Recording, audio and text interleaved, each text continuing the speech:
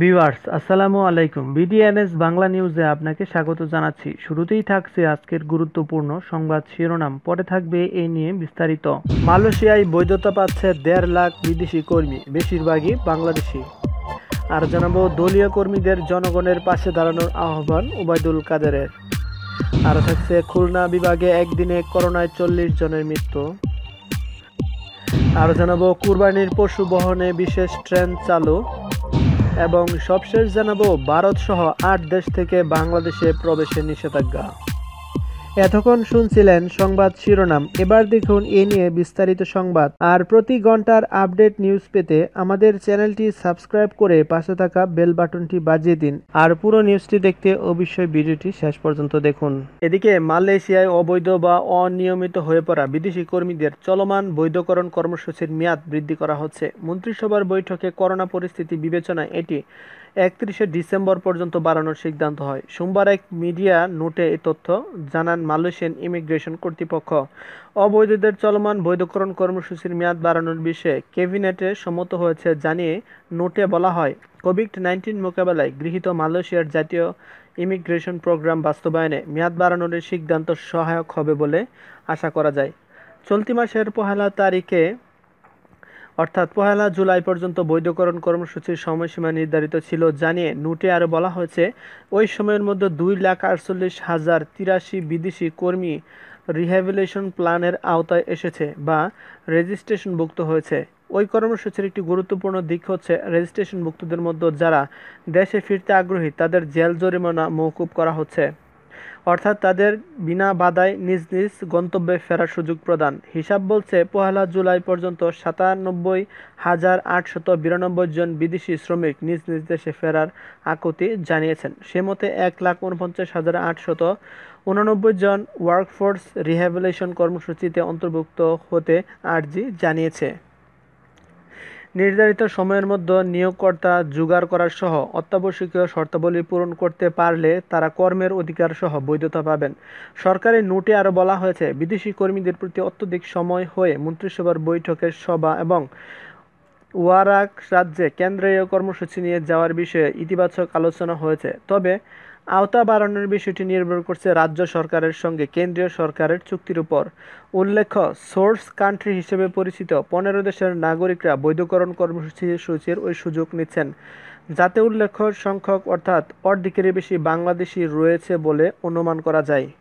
এদিকে খুলনা বিভাগের ১০ জেলায় একদিনে করোনায় আক্রান্ত ৪০ জনের মৃত্যু হয়েছে। এর মধ্যে খুলনায় ১৪ জন, কুষ্টিয়ায় ১৩ জন, যশোরে ৬ জন, মেহেরপুরে ৩ জন, ঝিনাইদহ, বাগেরহাট, সাতক্ষীরা ও চুয়াডাঙ্গায় ১ জন করে মারা গেছেন।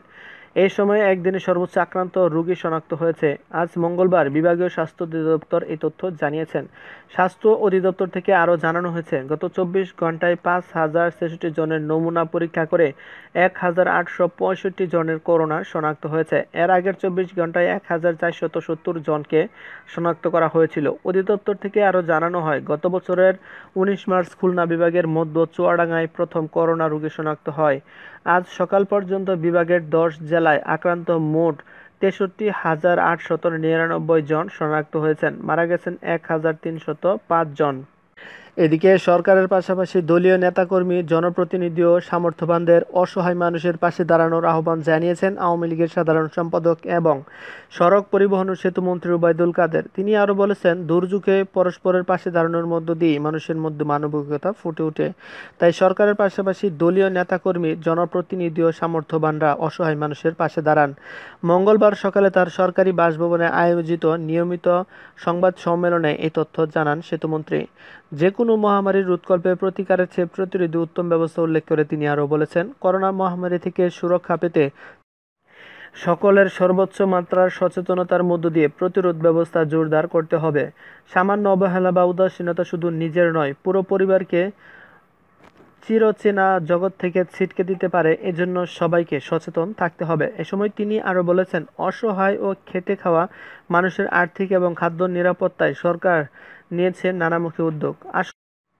আসন্ন ঈদে প্রায় ১ কোটি পরিবারকে দেয়া হবে খাদ্য সহায়তা। দেশের বিভিন্ন স্থানে কয়েকটি নদীর পানি প্রবাহ বেড়ে বন্যার সংখ্যা তৈরি হচ্ছে উল্লেখ করে আওয়ামী লীগের সাধারণ সম্পাদক আরও বলেছেন, যে সকল এলাকায় পানি প্রবাহ বেড়েছে সে সকল এলাকায় বন্যার সম্ভাব্য ক্ষয়ক্ষতি এবং জনগণের ভোগান্তি কমাতে প্রধানমন্ত্রীর নির্দেশনা অনুযায়ী প্রস্তুতি নেওয়া হচ্ছে। এ সময় ওবায়দুল কাদের আরও বলেছেন, দুর্যোগ ও সংকটে আওয়ামী লীগই সবার পাশে জনগণের পাশে দাঁড়ায় জানিয়ে সড়ক পরিবহন ও সেতুমন্ত্রী আরও বলেছেন, যারা মিডিয়ায় কথামালার ঝড় তোলে তারা জনগণের দুঃখ দুর্দশা থেকে নিরাপদ দূরত্বে অবস্থান করে।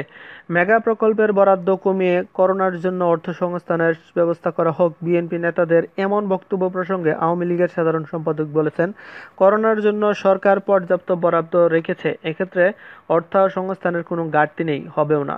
বিএনপি মেগা প্রকল্প বাস্তবায়নের সক্ষমতা দেখাতে পারেনি বলে এখন মেগা প্রকল্পের বিরোধিতায় নেমেছে উল্লেখ করে ওবায়দুল কাদের আরও বলেছেন, তারা দেশের উন্নয়ন চায় না, তারা তাদের সময়ে উন্নয়নের নামে করেছে লুটপাট। এদিকে ঈদে কুরবানির পশু পরিবহনে বিশেষ ক্যাটল স্পেশাল ট্রেন সার্ভিস চালু করবে বাংলাদেশ রেলওয়ে। 17, 18, 19 জুলাই এই 3 দিন বিশেষ ট্রেনে ঢাকা আসবে কুরবানির পশু। বাংলাদেশ রেলওয়ে সূত্রে এই তথ্য জানা গেছে জামালপুরের দেওয়ানগঞ্জ বাজার থেকে ঢাকার মধ্যে ট্রেন চলবে। দেওয়ানগঞ্জ বাজার থেকে বেলা 3:30টায় ট্রেনটি ছেড়ে ঢাকার কমলাপুর স্টেশনে পৌঁছাবে পরের দিন সকাল 6টায়। একটি ট্রেনে 400টি পর্যন্ত পশু পরিবহন করা যাবে। এর পাশাপাশি খুলনা এবং চাঁপাইনবাবগঞ্জ থেকে ঢাকায় পশু পরিবহনের জন্য ট্রেন চলাচলের ব্যবস্থা রয়েছে। তবে ব্যবসায়ীদের আগ্রহ থাকলে এখান থেকে স্পেশাল ট্রেন চালু হবে। গত বছর পবিত্র ঈদুল আজহায় কুরবানির পশু পরিবহনে বিশেষ ট্রেন চালু করা হয়েছিল। এছাড়া 2 বছর ধরে আম পরিবহনে বিশেষ ট্রেন চালু করছে বাংলাদেশ রেলওয়ে। এদিকে দেশে কোভিড-19 সংক্রমণের বর্তমান পরিস্থিতিতে ভারত সহ 8টি দেশ থেকে যাত্রীদের বাংলাদেশে প্রবেশে নিষেধাজ্ঞা দিয়েছে বেসামরিক বিমান কর্তৃপক্ষ। সোমবার সন্ধ্যায় এক বিজ্ঞপ্তিতে বিবিসিকে এ তথ্য জানায়। এতে আরও বলা হয়, গ্রুপ এর আওতায় ভারত, নেপাল, দক্ষিণ আফ্রিকা, বতসুনিয়া, মঙ্গোলিয়া, নামিবিয়া, পানামা এবং তিউনিসিয়া সহ 8টি দেশ থেকে যাত্রীদের বাংলাদেশে প্রবেশে নিষেধাজ্ঞা দেওয়া হয়েছে। এই নিষেধাজ্ঞা পরবর্তী নির্দেশনা না দেওয়া পর্যন্ত কার্যকর থাকবে। তবে বাংলাদেশের পররাষ্ট্র মন্ত্রণালয়ের অনুমোদন নিয়ে কোনো বাংলাদেশি 8টি দেশে অবস্থান করলে দেশে ফেরার অনুমতি পাবেন।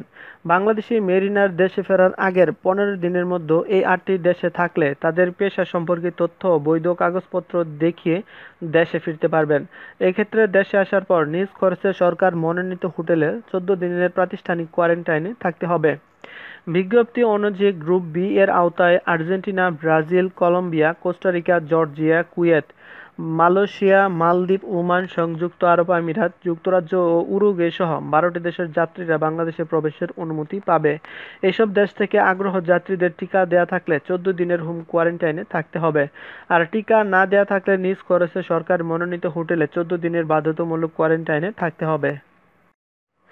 এদিকে আফগানিস্তানে 2 দশক পর মার্কিন সহ সব বিদেশি প্রত্যাহারের পর দেশটিতে যাতে কোনো গৃহযুদ্ধ শুরু না হয় এজন্য প্রতিবেশীদের এগিয়ে আসার আহ্বান জানিয়েছেন পাকিস্তানের প্রধানমন্ত্রী ইমরান খান। তিনি আরও বলেছেন, আফগানিস্তানে আসন্ন গৃহযুদ্ধ রুখতে আঞ্চলিক নিরাপত্তা ও শান্তি বজায় রাখতে হলে প্রতিবেশী দেশগুলোকে এক্ষুনি এগিয়ে আসতে হবে। সোমবার বেলুচিস্তানে এক সমাবেশে ভাষণ দেওয়ার সময় পাকিস্তানের প্রধানমন্ত্রী ইমরান খান এ আহ্বান জানান।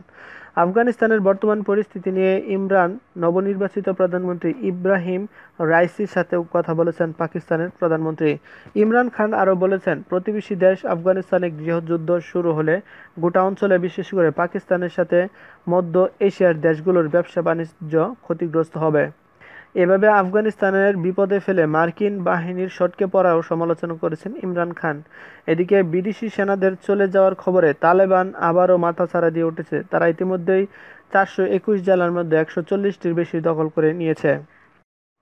সোমবার আফগানিস্তানের সরকারি নিরাপত্তা বাহিনীর স্পেশাল অপারেশন বিভাগের commander major general Hibatullah Ali জাই জানান, এদের এসব মূল লক্ষ্য তালেবানকে চেপে ধরা। তিনি জানান, আফগানিস্তানের বড় বড় শহর, মহাসড়ক ও সীমান্ত শহর এলাকার দখল ঠেকাতে তারা শক্তিশালী বলয় তৈরি করেছে। অন্যদিকে তালেবানের ভয়ে আফগান বাহিনীর 1000-এর অধিক সদস্য প্রতিবেশী তাজিকিস্তানে পালিয়ে গেছে। তাজিক কর্তৃপক্ষ জানিয়েছে, তালেবান যোদ্ধারা সীমান্তের দিকে অগ্রসর হলে আফগানিস্তানের বদখান প্রদেশের সেনা সদস্যরা সীমান্ত অতিক্রম করে তাজিকিস্তানে প্রবেশ করেছে। মানবতা ও সুপ্রতিবেশীদের নীতির আলোকে তাদের প্রবেশের সুযোগ দেওয়া হয়েছে। এদিকে আগ্রাসনের ২০ বছরের মাথায় আফগানিস্তান থেকে সেনা প্রত্যাহার করে নিচ্ছে যুক্তরাষ্ট্র ও ন্যাটো। শান্তি প্রতিষ্ঠার নামে আগ্রাসন শুরু হলেও সহিংসতা বেড়েই চলেছে দেশটিতে। গ্রামের পর গ্রাম দখলে নিচ্ছে তালেবান। এমন খবর প্রতিদিনই আসছে দেশের বিভিন্ন প্রান্ত থেকে। তালেবান খুব দ্রুত আফগানিস্তানের রাজধানী কাবুল দখল করে নিতে পারে বলে শোনা যাচ্ছে।